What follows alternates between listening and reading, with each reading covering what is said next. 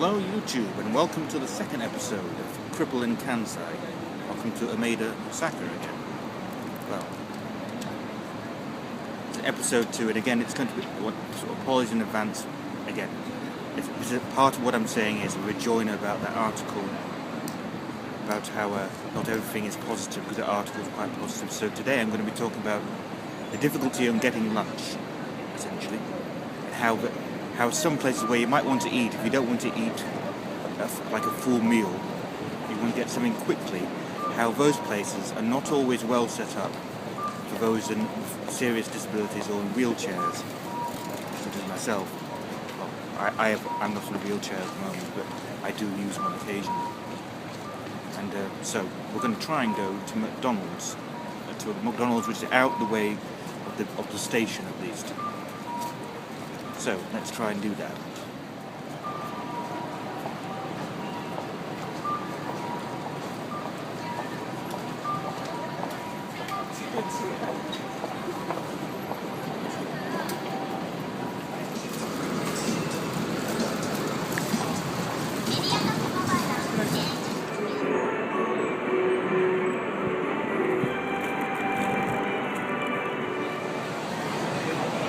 So we got to KFC, and as you can see, there's very little room on the ground floor. On the left there's a table, and you could sit there, I guess, really, if it was very empty. But if it was busy, you have to go up a bit.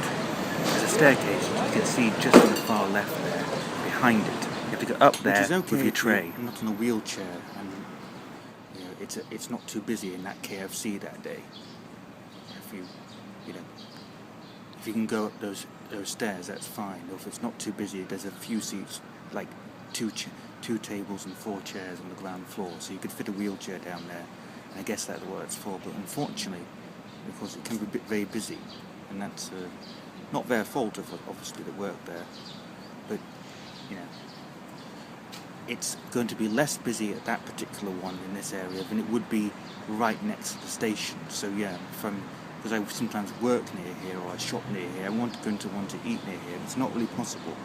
The closest McDonald's or any major place to get a quick meal that you can go to, you have to go quite far away from here, and that's a bit off sometimes. However, having said that, this is one of these things which I think may be particular to Japan, or not unique but particular. If you ask, they will take the tray upstairs, which is great.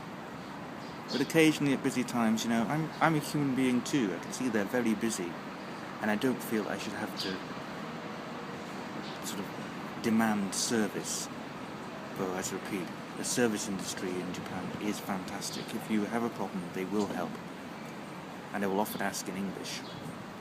Every time I go to McDonald's in Namba, which is where I usually do eat, if I'm having a McDonald's, then that's where I'll eat. They will ask me, often in English, do you want me to take that upstairs for you, sir?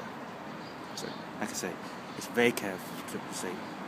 I have to be very careful to point it out that yes, you can get help, but you do have to go upstairs. There is very little seating downstairs, and almost a lot of the places to eat are just like that.